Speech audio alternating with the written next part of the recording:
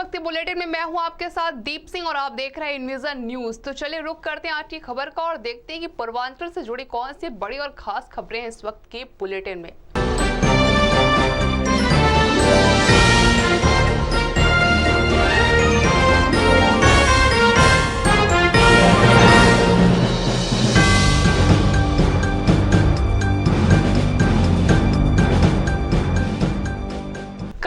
विश्वविद्यालय के सर सुंदरलाल अस्पताल में रेजिडेंट डॉक्टरों और छात्रों के बीच हुई मारपीट को लेकर दूसरे दिन भी रेजिडेंट डॉक्टरों की हड़ताल जारी रही। डॉक्टरों को मनाने की पूरे दिन बीएचयू प्रशासन की चली सारी कोशिशें नाकाम रही और डॉक्टर अपनी मांग पर अड़े रहे। वहीं दूसरी तरफ कुलपति कार्यालय के बाहर एबीवीपी के छात्र भी डॉक्टर मीत मीनार के खिलाफ कार्रवाई की मांग को लेकर 2 दिन से धरने पर डटे हुए हैं। इस मामले में अस्पताल मुख्य चिकित्सा अधिकारी डॉक्टर ओपी उपाध्याय ने कहा कि अभी डॉक्टरों को समझाने का प्रयास किया गया है, लेकिन डॉक्टर अभी भी हड़ताल से हटे नहीं हैं।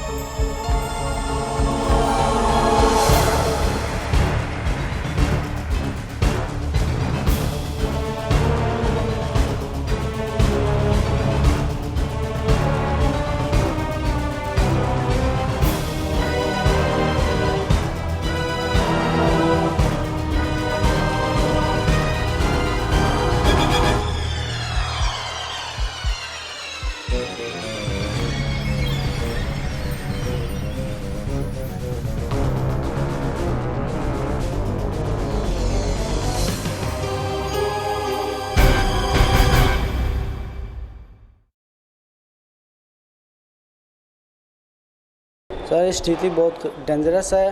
अब तक पेशेंट को लाया, भर्ती हुआ, सिर्फ यहाँ से वहाँ तक दौड़ते रहे, लेकिन स्टूडेंट्स जो हंगामा किए उसके वजह से हड़ताल चल रही है। इसके लेकर हमारा पेशेंट बहुत सर हार्डली सीरियसली हो चुका है। कब से हैं आप यहाँ? 2 दिन से हैं हम लोग। डॉक्टर देखे, बट अभी तो कोई इंजेक्शन ट्रीटमेंट नहीं चल रहा है। वो इसी तरह पीड़न से परेशान है सर। कब से डॉक्टर नहीं आए? अब तो कल तक तो नहीं आए, चेकअप सिर्फ शाम को किए, उसके बाद कोई नहीं आया अब तक से जी। पीड़न उसी है। अभी देखिए मरीज को कहाँ ले जाए कोई समझ में नहीं आ रहा है। यहाँ पर भी एक भी डॉक्टर नहीं आया अब तक। पीड़न उतना ही है, सिर्फ नर्स आ रहे हैं, देखकर चले जा रहे हैं, कोई ट्रीटमेंट भी नहीं कर पा रहे हैं। वहीं दूसरी ओर लेबर रूम में विवाद के आरोपी छात्रों के समर्थन में एबीवीपी के छात्र भी कुलपति कार्यालय के बाहर अब धरने पर बैठ गए हैं।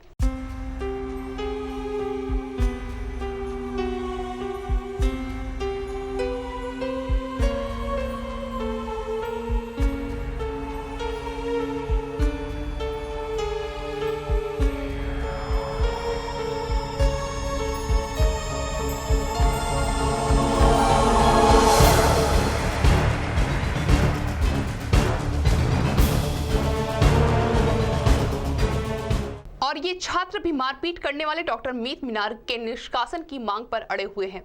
बीते दिन छात्रों और डॉक्टरों की हुई लड़ाई में अब मरीज और उनके तीमारदार पिस रहे हैं।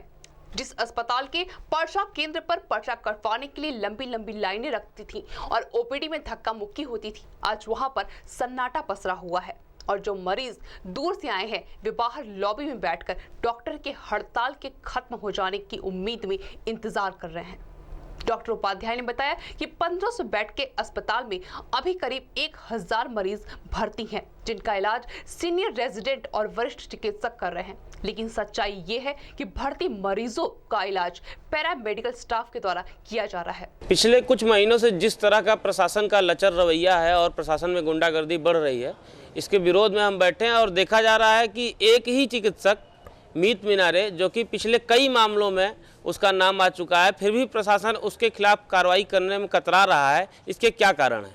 और इसी कारण से हम लोग धरने बैठे हैं और हमारी मांग है कि अगर वो इस तरह का कुख्यात व्यक्ति है तो उसके खिलाफ तत्काल से तत्काल कार्रवाई हो और हमारी प्रशासन से ही मांग है। उनके खिलाफ कोई एफआईआर दर्ज हुई? जी जी जी जी दर्ज हुई? जी, हमने उनके खिलाफ तहरीर दी है और विश्वविद्यालय प्रशासन के पास भी हमने एक प्रार्थना पत्र दिया है।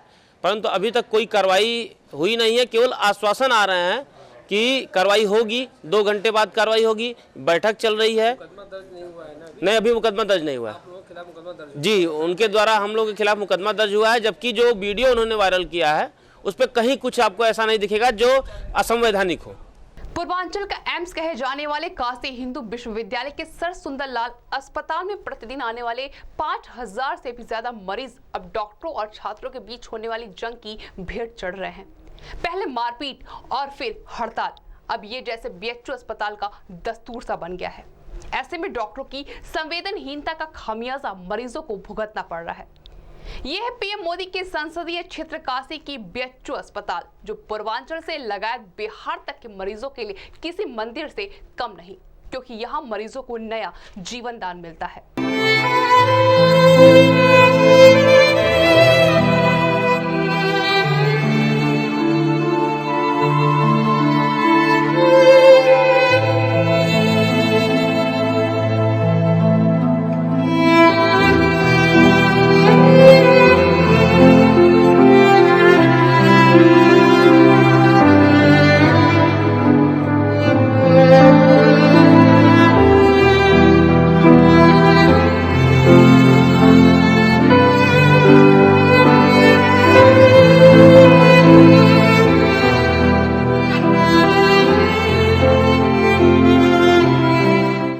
मंगलवार की सुबह से ही डॉक्टरों के हड़ताल पर चले जाने और रात तक वार्ड से लेकर इमरजेंसी वार्ड में भर्ती मरीज डॉक्टरों की कमी के चलते तड़पते रहे।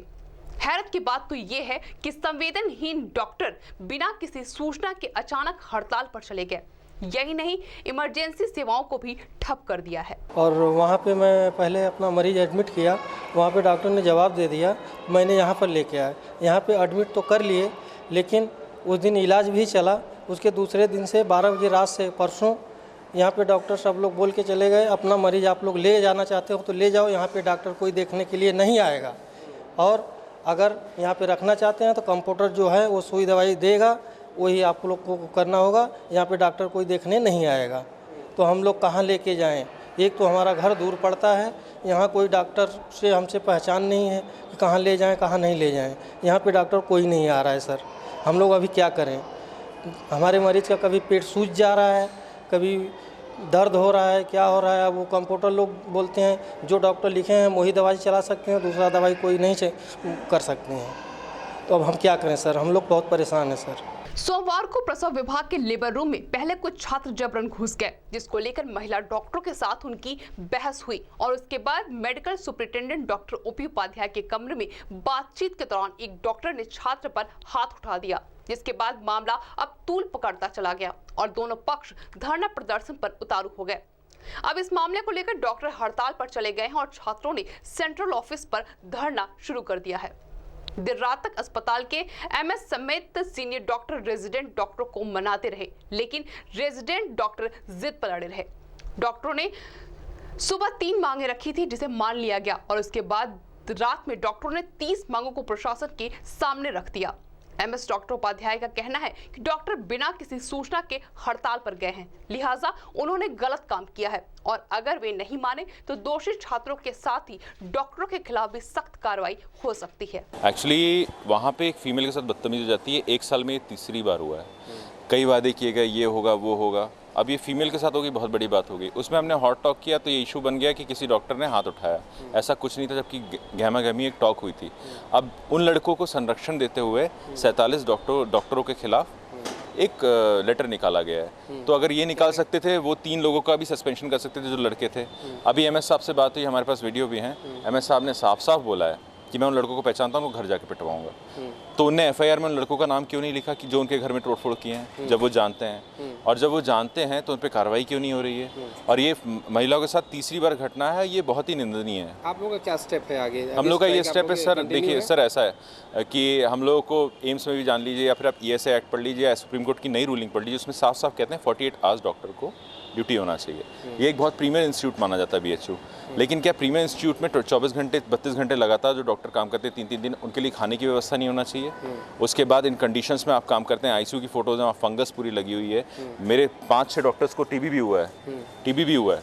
और कई बीमारियों से ग्रसित है। हम लोग फोटो भेजें, आप ट्रॉमा सेंटर में जाइए, मैं कई मीडिया वालों को भेजा हूँ, ये चीज़ नहीं उठी। अब पूरा कचरा पड़ा हुआ है और कचरे में वो ऐसी चीज़ें, ह्यूमन पार्ट्स, और वो बहरहाल ये एक इशू को ऐड कर रहे हैं। हम लोग कितने बोले, हर छोटी चीज़ के लिए बोले। अब आप 24 घंटे काम करिए, 32 घंटे काम करिए, आपको खाना उपलब्ध नहीं हो, कुछ नहीं हो, ऊपर से गालियाँ सुनिए। अब जैसे कि एक रूलिंग ये थी कि आप अपना जो हेल्थ कार्ड है स्टूडेंट, उस पर वही दिखा सकते हैं। अब वो आते हैं हेल्थ कार्ड लेके और वो अपने रिलेटिव्स को दिखाने लगते हैं। जिस दिन ये घटना है उसी दिन अमूल कैंटीन जो यहाँ खुला है डॉक्टरों के लिए और गरीब मरीजों के लिए, कि बेचारों को कुछ ना कुछ तो मिलता रहे, चलिए खाने का नहीं, वो जाके वहाँ पे सामान लूटे हैं। और हर बार की ये बात है, ये वाला वीडियो भी मेरे पास है। ये सब होते हुए भी कोई कार्रवाई नहीं होती उन पर, ऐसा क्यों? आप लोगों का क्या स्टेप? हमारा ये स्टेप है कि जब तक हम लोगों को, मतलब हम लोगों के खिलाफ कार्रवाई रोक के और उन लोगों पे कार्रवाई नहीं होगी तो हम लोग काम पे नहीं जाएंगे, काम पे नहीं लौटेंगे। जी नहीं। आप लोगों को क्या वो दिया गया लेटर, क्या इशू हुआ है? यही है कि 47 का अगर काम पे नहीं होते तो हर डिपार्टमेंट में 4 लोगों को टारगेट करिए, जिससे कि प्रेशराइज हो हम लोग, और उनको बोला गया है कि we will suspend you and all. Okay, ये बताइए, आप बता रहे हैं कि जिस तरीके से टीवी कैसे हो गया आप डॉक्टर्स को, रीजेंट को? सर ऐसी वर्किंग कंडीशंस में आप काम करते हैं, आपको खाना नहीं मिलता, आपकी इम्यूनिटी तो कम हो जाएगी ना, है ना। आपको विटामिन मिनरल्स कुछ नहीं मिल रहा है, 48 आवर्स की काम कर रहे हैं, बिना सोए काम करेंगे तो बिना सोए काम करें, इम्यूनिटी आपकी कम हो रही है, खाने को नहीं है सर, कुछ व्यवस्था नहीं है। और सिर्फ आप एक देख लीजिए, मैं आपको चीज़ें ऐसे दिखाऊंगा वीडियोज़, और वो बाहर से आप झाड़ू लगा के आप सफाई अभियान का प्रचार कर देते हैं। अभी कुछ दिन पहले हुआ था, पेपरों में भी आया था। पेपर वाले ये क्यों नहीं कहते, मैं नहीं कहता, बहुत इंपॉर्टेंट काम है पेपर वालों का, पुलिस वालों का और डॉक्टरों का इस समाज में, वो अंदर आके क्यों नहीं देखते कभी? बाहर से अपने वही है, सुहानी दुकान लगती है, अंदर पकवान की तो अलाउ ही नहीं करते, बीच प्रशासन कहता है कैमरा अलाउ सर नहीं है, सारी यहाँ पे चीजें गार्ड अलाउ ऐसे हैं ये कि स्टूडेंट भी घुस गुंडागर्दी जाते है, आप ये हैं। सर हाँ सर, वही मेरा कहने का मतलब है, यहाँ गार्ड ऐसे हैं कि कोई भी गुंडागर्दी करके घुस जाता है। तो मेरा कहने का मीडिया वाले, हाँ वही एग्जैक्टली, क्यों सच्ची बात सामने क्यों नहीं आ रही है? ये गलत चीज़ें एकदम।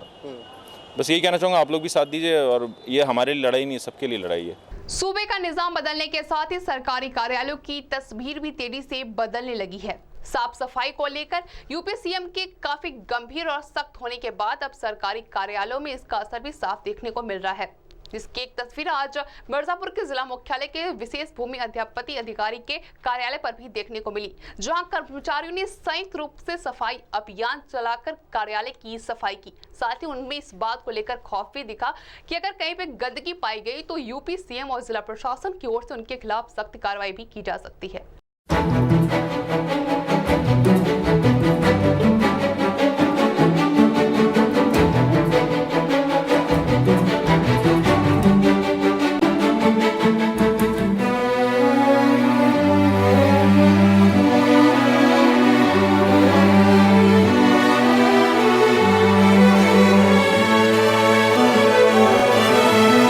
विभागीय कर्मचारियों के द्वारा चलाए गए इस स्वच्छता अभियान के दौरान जहां भवनों का रंग रोगन होता नजर आया, वहीं इस अभियान की अगुवाई कर रहे खुद कर्मचारी भी कार्यालयों को साफ सुथरा करते दिखाई दिए।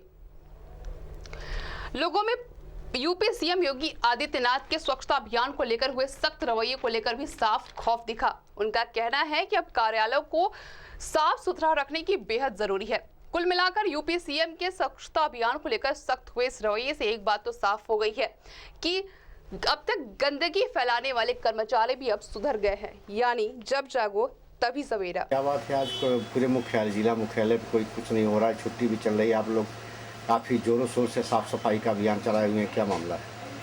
मतलब ये है कि साफ सफाई का अभियान तो भारत सरकार द्वारा ही चलाया जा रहा है, लेकिन जब से उत्तर प्रदेश में योगी गवर्नमेंट आई है तब से हम लोग सक्रिय हो गए हैं।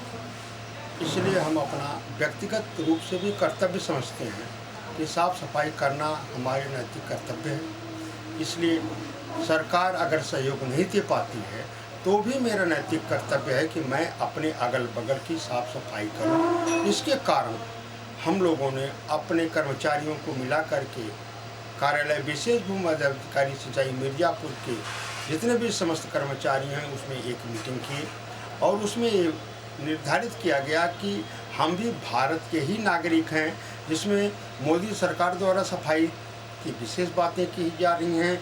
इसके अलावा नई गवर्नमेंट बनने पर मोदी सरकार द्वारा भी और योगी सरकार द्वारा भी सफाई के अभियान पर ही विशेष ध्यान दिया जा रहा है। लेकिन कभी कभी कतिपय परिस्थितियाँ हो जाती हैं कि बजट हमको नहीं मिल पाता है। बजट के अभाव में हम लोग बार बार रोते रहते हैं कि बजट नहीं है इसलिए मैं ये काम नहीं कर पा रहा हूँ, बजट नहीं है इसलिए ये काम कर नहीं पा रहा हूँ। तो मेरा भी नैतिक कर्तव्य है कि भारत सरकार के गरीबों के ही राजस्व से मैं वेतन पाता हूँ, तो मेरी भी कुछ जिम्मेदारियाँ होती हैं। इस कारण से मैं उस जिम्मेदारी का थोड़ा सा निर्वहन करते हुए हम लोगों ने आपस में चंदा लगा करके इस ऑफिस की सफाई कर रहा हूँ। सरकारी कोष से आपको कोई सहायता? सरकारी कोष से मुझे कोई इसमें सहायता प्राप्त नहीं हुई है, और क्यों प्राप्त नहीं हुई है इसके विषय में हम लोगों को जानकारी नहीं है, लेकिन जीवन जीना हम लोगों को है, इसलिए हम लोग अपनी सफाई स्वयं करा रहे हैं। सूबे के मुखिया योगी आदित्यनाथ के द्वारा अपराध पर काबू पाने के लिए रोजाना नए फरमान जारी किए जा रहे हैं, लेकिन अपराधियों का हौसला घटने की बजाय दिन ब दिन बढ़ता जा रहा है, जिसका एक उदाहरण पीएम मोदी के संसदीय क्षेत्र वाराणसी के मडुआडीह थाना क्षेत्र स्थित एफसीआई गोदाम से कुछ दूर पर बुधवार को तब देखने को मिला जब लापता हुए एक मासूम का शव छत बिछत हालत में पुलिस को बरामद हुआ। मामले की जांच में जुटी पुलिस ने मामले में संलिप्त आरोपी को हिरासत में लेकर उसे जेल भेज दिया है और मामले की छानबीन कर अब जांच में जुट गई है।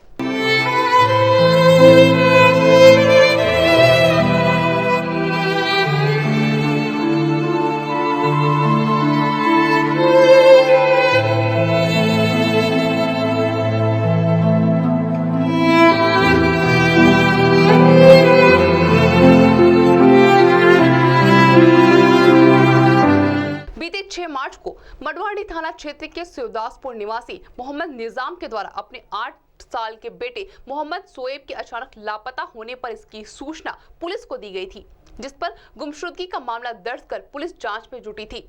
इस दौरान पुलिस ने मामले में संलिप्त आरोपी राजेश बिंद को हिरासत में लेकर जब कड़ी पूछताछ की तो उसकी निशानदेही पर एफसीआई गोदाम से कुछ दूरी पर हेडगेवार नगर के समीप खेतों में लापता बच्चे का शव बुधवार को पुलिस ने बरामद कर लिया, जिसकी सूचना परिजनों को दी गई।